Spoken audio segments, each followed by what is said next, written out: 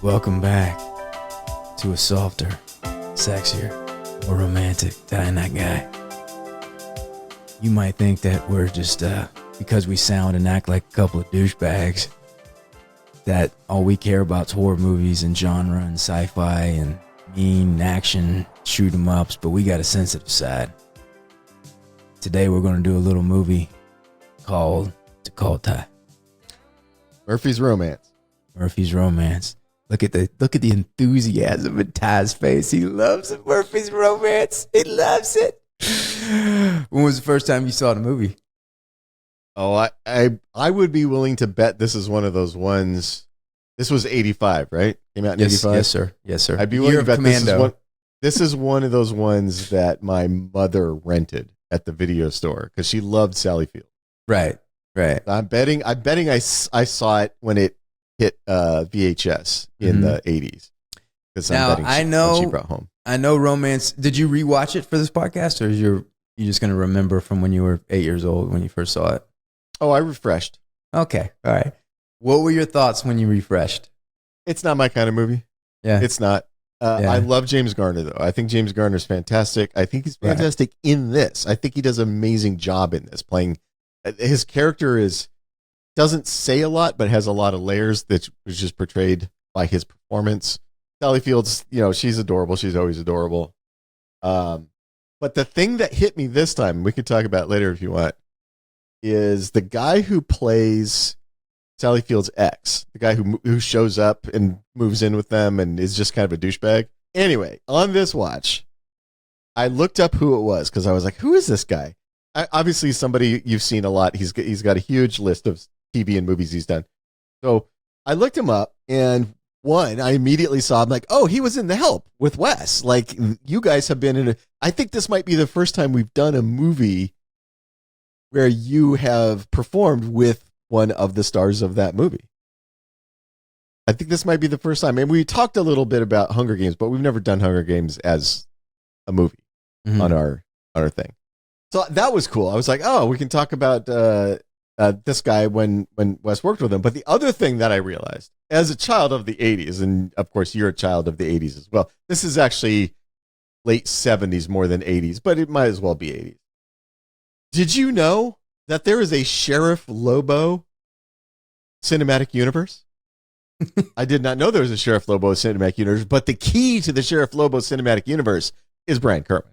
Because Brian Kerwin did 38 episodes as Deputy Bertie Hawkins on The Misadventures of Sheriff Lobo.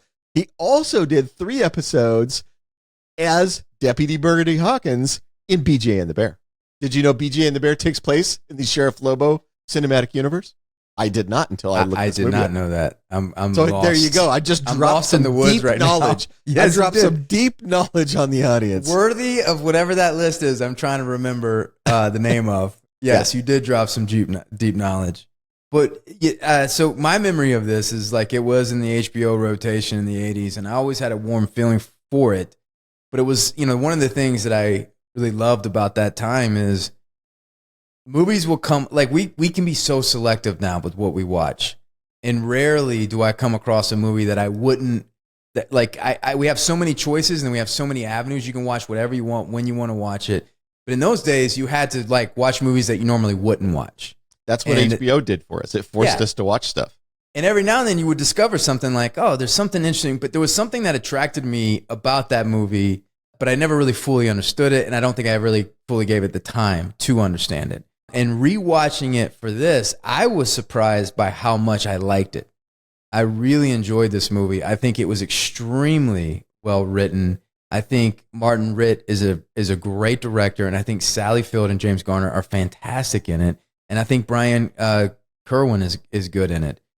And I remember he did play my dad in The Help, and I remember recognizing him from Murphy's Romance and him being completely surprised that anybody seen that movie. Oh, really? Did you get to talk to him about the movie? Yeah. I talked to him, and I wish I remember the story, but him getting casted was completely unexpected for him. It was like a big deal or whatever. It was like his 5th movie he'd ever done. Right, and it's a big part, and it's a great thing. And Sally Field and Martin Ritt are coming off the Norma Rain train, where she won an Oscar. It was a commercial success, had all these accolades. And then that gave Sally Field the clout, because what really blew me away about watching this is as I'm watching this, because as soon as you see 80s score, your mind starts to like go ahead and put the movie together. And I'm like, how in the fuck did this movie get made ever? But it was a fight. Yeah. Huh? It was a fight. Yeah, but especially in 1985. Yeah.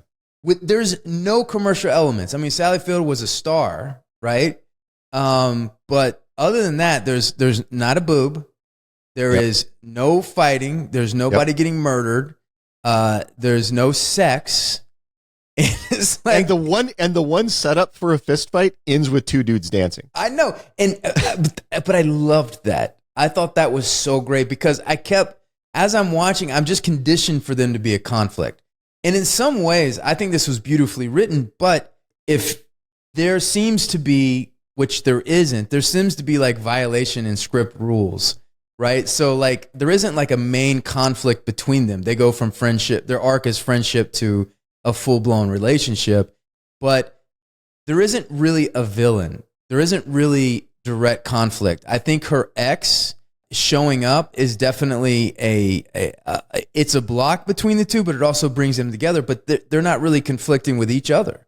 And so, I'm going to read. There's two scenes where they kind of have conflict. Yeah, but it's sweet conflict. It's not fist fights. It's not screaming. At the end, James Garner says, "Separate the men from the boys, Emma. I show somewhere, I don't deny it, but when the fruit hangs on the tree long enough, it gets ripe. I'm durable. I'm steady. I'm faithful. And I am in love for the last time of my life." And she says, "I am in love for the first time of my life." Yep. And he says, "If I stay over for dinner, I'm not staying over for dinner unless I stay for breakfast." She says, "How do you like your eggs?" And I think that's the whole movie. The whole movie is her getting to the point of separating the men from the boys. Yeah. There is a certain kind of chemical love that she had with this guy. He has all of the toxic side of the masculinity, but he's handsome. He's pretty. He's pretty. He's charming. He can play music. He drives a motorcycle. But everywhere along the way, you see that he's deeply self-interested. He steals from her. He cheats at cards, which was like a big, and I didn't remember that when I was a kid, but and I thought James Gardner's character handled it with such grace. Like he takes him outside and says, "Look, I don't want to call you out in front of your boy, but you're dealing, like, we're playing for matches, motherfucker." Like, what are you doing? And then he comes in and the kid's son sees it. And he says, "Well, you have a choice. You can be like him or you can not be like him, And so Sally Field is at a place in her life where the chemical high of the romance with this guy has put her in a really tough situation. And so now it's her getting to the place of maturity of realizing that shit's not good for her. And that the thing that is good for her is not the conventional way of typically how a love situation would work. I mean, he's 30 years older than her, and that's James Garner, where they have a deep friendship, how that delineates the different behavior. So even when they have the party and the boyfriend, the ex is getting drunk, he's coming in, he's flirting with the girl in front of them.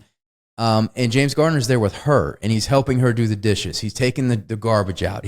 And it just shows like the difference in maturity and the difference in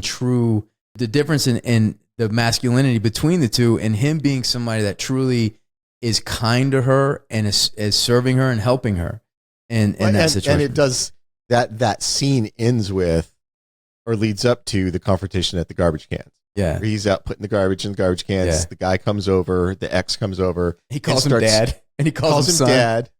Yeah. So there's that sort of tension. He's kind of mocking him. Uh-huh. And then it builds up to the only threat of violence in the movie, where James Garner says, "I know you're younger than me and you're probably stronger, but I'm about to kick your ass all over the state and I'm wearing the boots to do it." No, he just says it so flat. Yeah. Like, he goes, I'm going to kick your ass to the state line and I'm wearing the boots to do it. And then the guy goes, "You're an ornery old bugger, aren't you?" Right. And he goes, I thought we just settled that. And he walks in there. Yeah, that was great. That's fantastic. Yeah, but it's it's not the version of that scene that you see in a lot of other movies where it's very like macho and there's a lot. He just kind of states it as a fact. He doesn't, not being threatening, just like, yeah, you keep pushing, I am going to have to kick your ass. And you don't want that. So you should probably stop. It's just very flat. The delivery is so not. But even up to that point, he's like, you're a miserable son of a bitch, aren't you? He goes, I wouldn't let you in my house. I'd bed you down with the dogs. And he goes through this whole fucking thing and just putting this guy down because, in James Garner has been so patient of this guy and he can kind of sense the internal conflict that she's having, even if she's not aware of it consciously between the two men. So he's kind of taking himself out. He's starting to remove himself slowly out of the equation. What Bobby Jack, it's clear that he's so self-involved that he really couldn't be in love with anybody. He doesn't even really love his kid. He uses his kid for leverage to get what he needs or what he wants in the situation. He comes to Sally Field and he uses her to get what he needs and he wants. And even if he wants her affection when he feels like he's not in control of it anymore. So the obstacle to that at this point is he can sense that Sally Field's getting really close and growing close to James Garner. So that whole scene, like when he says, "Are you banging her?" and he's like, "That's a disgusting." That's not a word I would. Yeah. And then he goes, "Okay, are you fucking her?" He's like, "That doesn't make things better. That's not a nice way to see it." It's just a different place of maturity and also a different respect for her, right? Because he's coming up saying like this is a piece of meat that's mine, and are you fucking that piece of meat? Yeah. And he's just like, you were having a conversation that I'm so far different than that conversation that they're having there. Yeah. Yeah. And it's also the confidence, he's a confident guy. He's like, he knows who he is. He's, that scene, like again, the scene at the garbage cans with the thread, it betrays this like total inner confidence that like, I don't need to be threatening. I don't need to puff my chest out. I'm just telling you how it works. And so Bobby Jack is always needling him. Yeah. But he doesn't respond to it because he doesn't have to, because, he's not trying to out rooster him. Right. Yeah. But even Bobby Jack's got some, he's not all the way unlikable. No. You see, as you already said this, you're right. You see flashes of what Sally Field liked about him. Mm-hmm. Yeah. You get to see little flashes of charm. Mm-hmm. And you get it. You're like, oh, he's a pretty guy. He can be charming when he wants to be. I see why she was with him for a while, right? Mm-hmm. The thing, though, that is interesting about this movie that I noticed this time that I never noticed before because I didn't notice these things before is the way it's directed. It is very deliberately paced. And even within the scenes, there are long moments of silence. There are long moments where the camera just stays on the person while they figure out what they're going to say. Mm-hmm. Which is very unusual. Directors don't like to do that. They like move, pick up the pace, get to the lines, right? Mm-hmm. How many times have you been told that? I was on set with you when you were getting frustrated because directors are going, pick up the pace, just get to the line. Yeah. They don't want to let you have a moment where you can see the character thinking about what's going on and thinking about what to do. This movie does a ton of that. Right. There's so many scenes where something happens and we just stay on James Garner's face. Mm-hmm. We just stay on his face and we see him sort of working through it in his head. And then he says something. Yeah. It is an unusual directing style in the modern day. Yeah. And it's a directing style I wish we could get back to. I know directors all pace, but in reality, I think there is a place for this kind of pacing, and I wish we had more of it. Yeah, I mean, like even in the Red Clay with you and I that you've read that as we're working on it, each scene it's like they want to cut it all down to the bone, man. It's about just boom, boom, boom, boom, boom, boom, boom, and they and how they do that is they like remove all character and it just be all plot. So so the plot. So it almost has a momentum to it where you're like hypnotized by it and then it's over, right? As opposed to like really caring or getting to know who's involved and having stakes in the conflict and everything like that. And I think some movies are slow and I think some movies take their time. And I think this is a movie that takes its time. And watching this older now, I really enjoyed it. It didn't drag to me. I was really wrapped up in the life. And I think that, I don't know, was it clear that I got the sense, and I don't know if it was clear, is that Sally Field is coming to this town because there's a family property that she somehow inherits or something. That was my take on it as well, because when she shows up, she's surprised by how dilapidated it is, but she still has to try to make it work. Right. Which made it feel like this is her last stop. This is, she's a person who has gone through some losses, and this is it. If she can't make this work, she's done. Right. Right. Because otherwise, why would she put so much effort into trying to make that work? Right. And trying to start a business that's very difficult to get started with the horse thing. I don't remember them coming out and stating all that outright, but it definitely implies all of that. It implies that. But she's also really good at her job. She's really competent when they have the horse thing or whatever. Like, she has a real value to give. And one thing that I think was smart that they did is there was a moment where she went to James Garner for a loan, and he denied her that loan because it's not going to fulfill the sugar daddy position. They're not going to it's not going to fulfill that. And they took that off the table right away. But what he did do is realize her talent and start referring people to her because she's very good at what she does. And he discovered there's that a great scene where he buys a horse, and she's like, "Oh, you had enough money to buy this expensive horse, but you couldn't loan me $1,000." He's like, "Yeah, but I'm going to board it at your stable." Yeah. Yeah. So and that's just a different way to relationship. And what's interesting is, like, I was less uncomfortable with the age difference in this movie. And I think the reason why is because it is a plot point. It is a part of the story. They acknowledge it. I think when it really grosses you out is when you have like a Kevin Costner being like a sex symbol with these girls that are 30 years younger, and they act like it doesn't exist. They act like there is no age difference, between the two. And that's when I think it gets creepy. But there is something about what's interesting about James Garner is like he has all of the great attributes of the old school masculinity, but he has none of the bad baggage that comes with that. Yeah, in this movie, he's confident, strong. He's obviously he has some money, he owns his own business. He's competent, capable, all that stuff. But he never peacocks, and he's kind.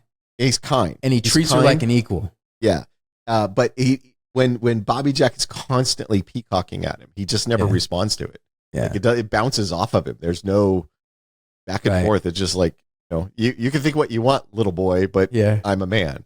But how brilliant is the scene with the hats when they were going? When they're buying the clothes, and he explains all the different, like, if you wear it down here, everybody better get out of your way because you're cocked and loaded and ready to fire. Yeah. Right. And then you look back at Bobby Jack and he's got it cocked, like the peacocking thing. Yeah. I thought this movie was really well written and very smart, and it's layered. It seems like, it's a really simple romantic story, but Sally Field she mentions we meet Bobby Jack, but she uses the thing at the wrong men at different times. And so what you get the sense of is like, this is a pattern for her. Yeah, she keeps falling in love with the same kind of guy. Yeah, falling in love with the same kind of guy, same kind of thing. And so this is also like a maturation journey for her where she is now moving beyond, like Bobby Jack is the symbol of her moving beyond that type of man and needing and wanting something more. And I loved her coming and like rehabbing that, like she's like busts her ass, works hard. She goes to the bank. She can't because she's a woman and she's in this small town in Arizona. She can't get a loan. So then you can carry a gun, but you can't get an abortion. Yeah, exactly. But I thought this was, and I thought even the cinematography, and by the way, I love a small town. I love a small town, and I really like this small town, and I like the way that they shot it. I love all the, like that tracking shot going where you get the real sense of that small town when she's coming out of the movies with her little boy and they go get ice cream and have a good time. Also, let's talk about Corey Haim a little bit because he's so good in this, and I didn't remember him being in it. Yeah, but this is pre-teen Corey Haim. Yeah. And I think it's very clear he was a talented young actor. Yeah. I thought he was extraordinary in this. Yeah, he is. And I think his troubles came when he hit his teenage years. Yeah. And as we've all been teenagers. Yeah. If there's anything on the planet more idiotic than a teenage boy, I don't know what it is. Right. If I had been 14 or 15 years old and had fame and money, Yeah. I would have been an absolute train wreck. So I get what happened to him, but this is before that. This is before that happened. Yeah. Yeah. Well, I do find that there's something interesting when you see somebody like Corey Haim, who has such natural talent, such natural ability. He's so interesting to watch. And as soon as they get famous, and there's other actors in this camp, the light seems to go off and they're not as interesting on screen anymore. And I think, I used to have this acting teacher, and he said that if you want to be interesting, you have to be interested. And when somebody's on screen and they are like James Garner is focused on Sally Field. Sally Field is focused on James Garner. When they're in the moment, when they're beat by beat, trying to achieve whatever the goals are in the scene, when they're living in those imagined circumstances, they're fascinating to watch. It's like when you're sitting at a bar or a restaurant, you see another couple having a conversation, you can't take your eyes off them. They're so fascinating to watch because they're wrapped up outside of themselves. Yeah. And what I think a big mistake actors make is that they're so desperate to be interesting that they are so self-focused in a scene that is so boring to watch. I think it's even worse than that. I think that they're so desperate to be cool. And there is a false version of cool where you're the person that doesn't care about anything. Right. Like you're the person who's not engaged. You're the person who doesn't like get excited about stuff. That there's like this false image of what cool is that includes that being not interested. But whenever I see somebody trying to play cool that way, they just seem vapid. Yeah. And like when I have ironic distance from anything, you can't interest me. I'm too cool for everything in the room. I'm like, oh, you just seem vapid. And I think that's what happens is actors start reaching for that version of cool. And as soon as they start doing that, they're just not interesting anymore. Mm-hmm. The light goes out. Yep. There's some people when they first get on screen that you cannot take your eyes off them. They're so powerful, so interesting to watch. I mean, who they originally wanted for that role, and the studio was like fighting tooth and nail, was Marlon Brando to play the James Garner role. Yeah. No, this was a movie. I actually read a bunch in prep for this. I read a bunch about the development of the movie and what a fight it was and the studio didn't understand the movie, clearly didn't understand the movie and kept pushing for things that like the kinds of things execs push for. Oh, let's get a bigger star for this, or let's get, being like, well, how come there's no nudity and no fighting? That's gonna take away all your box office potential and all that stuff. And as much as I love Marlon Brando, and I love Marlon Brando, he's obviously one of the great actors of American cinema. I don't know if anybody is going to nail this sort of quiet, gentle masculinity that James Garner just radiates in every scene. I don't know if you could find a better. Talk about that. Like when you watch a part and you go, I can't think of somebody who would be better at this. And Martin Ritt, I really like him as a director. He's really focused on humanity in most of his films, like Norma Ray, Conrack, all of these things. There's a certain kind of, you and I, we talk about humor, we talk about mean humor there's just a optimistic view of the human strength and human nature that he brings to all his films. Yeah. That really, he just has so much dignity and class, I guess you could say. I think it's interesting because you and I love horror films, but I do not like the Jason sequels. And so when you're watching this movie and what this movie stands for, and then they go to the theater and they're watching Jason 3, and you see James Garner, you see Sally Field, you see Corey Haim just being like, what the fuck is this? And then they walk out of there. And then old Bobby Jack comes out and goes, wow, man, he hit his head with a fucking hatchet and split it right open, And it's like, it's just there's a level of maturity and like dipshitness in old Bobby Jack. But it's like there's also a likability factor about him. There's also like he doesn't know any better, Well, he's enthusiastic. Yeah. When he's excited about something, he's enthusiastic. And the enthusiasm is very attractive. Enthusiasm is very charming. And I love that line, and there's so many great lines in this, but when he goes, Sally Field comes home and his 2 little newborns and this poor lady that he knocked up is there, and he's saying, do you have to go through life like a slog? And she's like, some people do. And she goes, and you just got the check. He's like, I just want to have a good time. And she's like, the good time's over and you just got the check, you know? And it was kind of heartbreaking to me when she was trying to warn that girl, maybe you should go learn how to type, learn how to be a secretary, like learn a trade. And she's like, nah, I think I'm just going to stay home with the kid. And Sally Field's like, fuck, man, I know how this is going to go, Well, and Sally Field has lived through it. Yeah. Yes. Yeah. And it's a nice moment to signal that she's mature enough for a real relationship too. Right. Because she's talking to this younger woman saying, here's where this is going to go wrong. Right. Clearly there is a maturity level required to understand how that stuff works. And she has that now. We talked about this with Romancing the Stone, that at the end of the movie, when Jack shows up with the boat, we talked about the fact that Joan has grown enough that she doesn't need Jack, but if he's going to be a good guy, she deserves him. And Jack has grown enough that he deserves Joan. Like, they've grown enough to deserve each other. And there's an element of that at the end of this movie, that James Garner's saying, look, I'm old, but I am what I am. I have grown to be this man. And this could be a good guy for you. And she, in the scene with the woman with the two babies, is demonstrating she's grown too. And she's like, oh, I'm grown enough to deserve a man like this. I'm grown enough to deserve this kind of relationship where he's going to treat me right. He's going to respect me, that it's not going to be this sort of fiery unhappiness that you get with somebody like Bobby Jack. Yeah. And I think the last vestige of role confusion that Sally Field has after Brian Kerwin leaves with the kids and she goes to the soda shop and she's like, I need you to help me. I need you to give me advice. I need you to talk to me. And he says, listen, I'm not your priest. Yes. I'm not your, he's like, this is not your Dutch uncle. Yeah. I'm not your Dutch uncle. She's having a role confusion of being like, he knows that she has these feelings for him, but she doesn't know she doesn't know what they are or how that could work. And he's like, I'm not these things. And he comes over there and he kisses her. Yep. And he's like, I'm this. Yeah. And you need to go and process and figure this out for yourself. Yeah. And then she does. So that's why it's a beautiful scene at the end.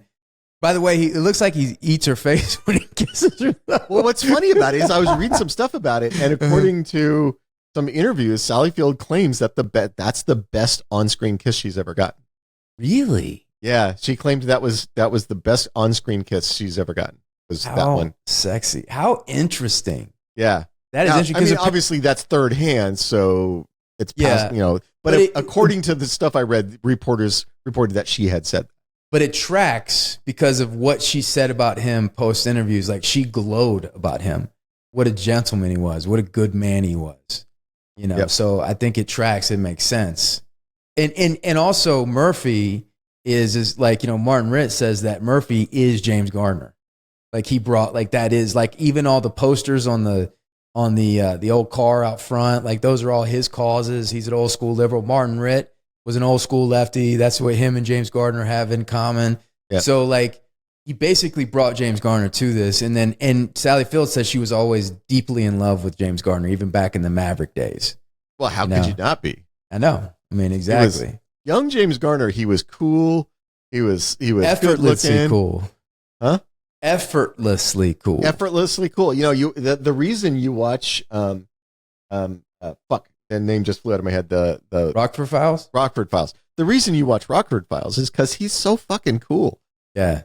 Jim Rockford is just like the chillest dude. Like, you get why everybody likes him in that. I mean, he's just a cool guy, man. Yeah, man. I really enjoyed this movie. I thought it was just extremely well done. I thought it was extremely well written. I thought everybody was really good in it. And it really takes, like, if they made that movie nowadays, you remember the scene where he picks up Corey Haim comes in and asks for a job. And he's like, okay, he's thinking about giving a job. And he takes him for a ride in the car, and they go around for a ride in the car. And then he picks up that old man, and the old man's in the car, and he's like, you're driving too goddamn fast. Pull over and let me out. So he pulls over and lets him out, and he goes, and then they do this big circle, and they come back. That would have all been cut out now. If they're making a movie now, they would say, that scene is not entirely relevant to the central plot. Cut the thing out. So there's so many things in this movie where it's just nice to see it get made. And I think the only reason it got made in the way it was is because Sally Field was at the height of her powers. Martin Ritt was at the height of his powers, and she had a production company. So she was starting this movie, and she was the producer on this movie. So they had a lot of power over it. It's very clear reading the behind the scenes stuff that Norma Rae is the reason this movie got made. Right. That the studio had no interest in it. They didn't think it was going to work. They fucked around with the schedule when they dropped it. They were scared to drop it when it was intended to come out. They were scared it wouldn't be able to compete with the Christmas movies that were coming. They pushed the release schedule back. Everything they did reveals that they had no confidence in this movie. And then it goes on, it does good business. It gets nominated for a couple Academy Awards. Like, clearly Sally Field and Ritt were right. Yeah. Clearly they were right. Was this movie, I don't remember, was it successful when it came out? I mean, it did decent business. I don't think it was like a blockbuster. A smash hit, but it wasn't a big budget. You know? It wasn't a big budget. It did decent business. And getting nominated for 2 Oscars is a feather in the cap.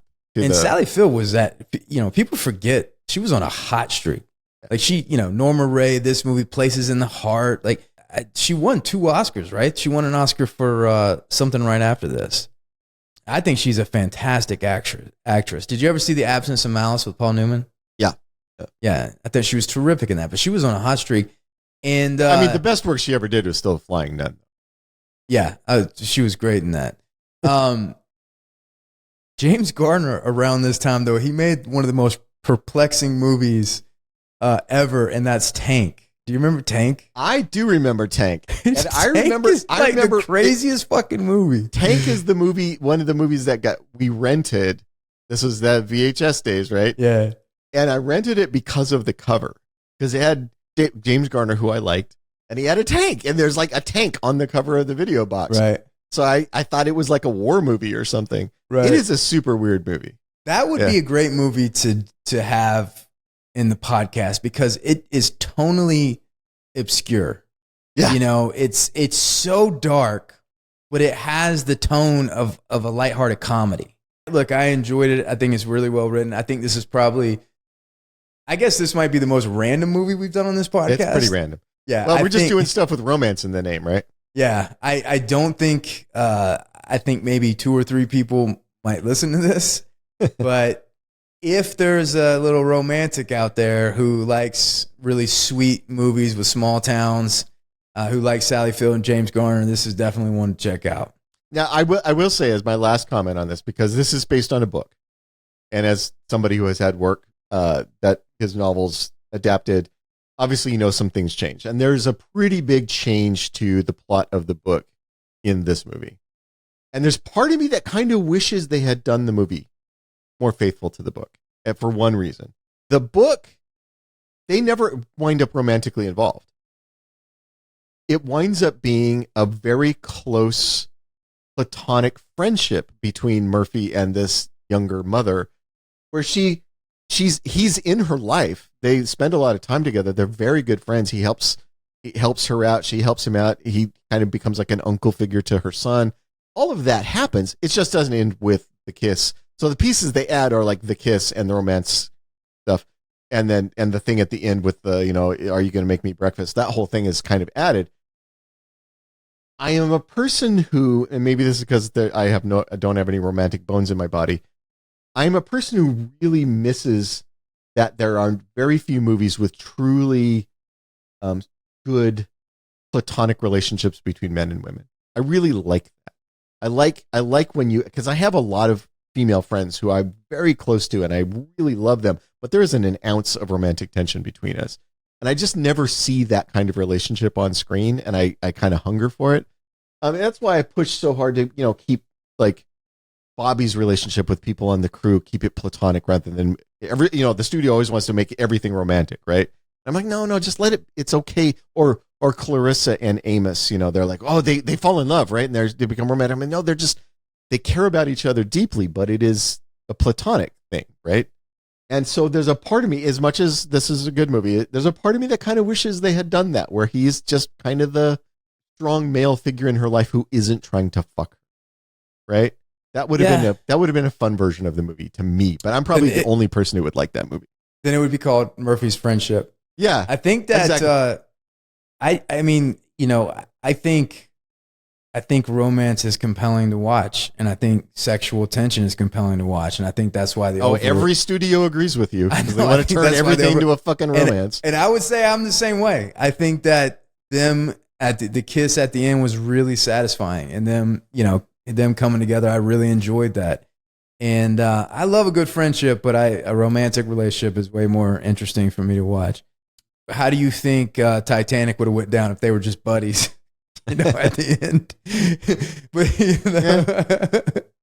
All right, what's our top 5? Oh, we're doing Corey Haim. We are doing top Corey Haim. Well, I mean, obviously, Lost Boys right to the top of the list. There's no question. Silver Bullet is up there. I really like Silver Bullet. I really enjoyed Silver Bullet. He was in Batman and Robin. He had a cameo because why? Who is the director? Joel Schumacher. Yeah. Lost Boys. What did he play in Batman and Robin? Oh, he was a biker gang member. Oh, I didn't see it. He was down on his luck at that point in time. Holy shit, I remember Fast Getaway. That was like he's like, hey Pop, he said over and over with his dad in the movie. Did not like that movie. So Murphy's Romance obviously needs to go up there. Yeah, he's very good in that. He's very good in that. I think he's good in Lucas. He is good in Lucas, actually. And what's funny about that is Lucas, like every now and then I remember that movie and I'm like, I actually think that's kind of a good movie. It totally is a good movie. Yeah. Yeah. I am a fan of Watchers. It's a terrible movie. Yeah. But I am a Watchers fan. I admit it. Yeah. So I know License to Drive has a special place in a lot of people's heart, but that to me is when he started getting into the I'm watching myself phase. Yeah. I'm cool. License to Drive, he's trying so hard to be cool. Yes. Yeah. I got a Mercedes. Yeah. Firstborn, never saw. Dream a Little Dream. Dream a Little Dream is one of the best movies ever made. Oh, I hate that movie. I hate Dream a Little Dream. So we got our top 5? Yeah. Shall we see if the patrons finally get a 5 for 5? I guarantee you they put License to Drive on there. I guarantee you. Yep, they did. Let's see. Lost Boys, Silver Bullet, Lucas, License to Drive, and Watchers. So they did not get it. They did not. They got 4 out of 5. They think Watchers and Dream a Little Dream are at the same level. I have a strong disagreement with that. Well, thank you guys for hanging out. This will probably be the least watched podcast of all time. We'll win the Academy Award for least watched podcast of all time. The Razzie, like our dipshit producer said. But what's funny is because they didn't want to make this movie, because there's 0 commercial elements, they're not going to want to listen to a podcast about a movie with 0 commercial elements. But a bunch of people watched it. Not that many. And was crazy. Yeah, maybe in 1985 there was a certain amount of people that watched it, but I guarantee you most people walking around the street would not know what Murphy's Romance is. But also we have I like how Sinners is in the movie theater. The video game zombie movie, what is that? Are you talking about Last of Us? Last of Us is airing, and we do Murphy's fucking Romance. Because we buck trends, man. Obscure romantic movie. If we were planning, let's see how fucking low we can make this podcast go. We would what is the because if you do a really bad movie, then it's okay, well, this is a podcast about really bad movies. Yeah. But it's let's do the movies that are the most benign. So we're doing Six Pack next? Is that it? Well, even Six Pack, there's a certain kind of comedic, reason to do Six Pack. No, I think we should do Tank. It would be like doing Tanks. It would be like doing a podcast on Scarecrow and Mrs. King. It's there's just not really much reason to listen to that. But you know what? If you stick with us, the reward is coming. Trust me. See, Ty and I are just playing. We're playing a role. We're playing we're 2 dipshit dumbasses that don't know what the fuck we're talking about. It's the role we were born to play, baby. It's the role we were born for. But the reality is, at some point, we're going to drop some real knowledge on you, and this podcast is going to all be worth it. We're going to tie it all together. We're almost at 200 podcasts. anybody who misses this episode of the podcast is going to miss out on me dropping the knowledge on them about the Sheriff Lobo cinematic universe that includes BJ and the Bear. Like that's some deep knowledge that people will miss out on if Do you they know miss what this the episode. Sheriff Lobo universe is, Joseph? I had to look it up. I mean, I heard of BJ and the Bear. Yeah, I've never watched it, so I feel as though that show was like a one season cool show when I was a kid. My wife watched BJ and the Bear and decided she wanted to be a female truck driver because of that show. Damn. Yeah, she never did. That's a dream unachieved, but that show made her want to be a truck driver. It's never too late. Yeah. Actually, now she could be Dr. Truck Driver. Actually, most of those trucks would be like driven by computers pretty soon, so it might be too late. Sorry. All right. Sorry to waste your time. I'm not even gonna bother telling you to like or subscribe. Hopefully, like if you're still after it's over with, we're sorry. We apologize. Take your anger out on Joseph, though. Yeah, take your anger on Joseph. It's his fault. We love you guys. Say goodbye, Ty. Goodbye, Ty.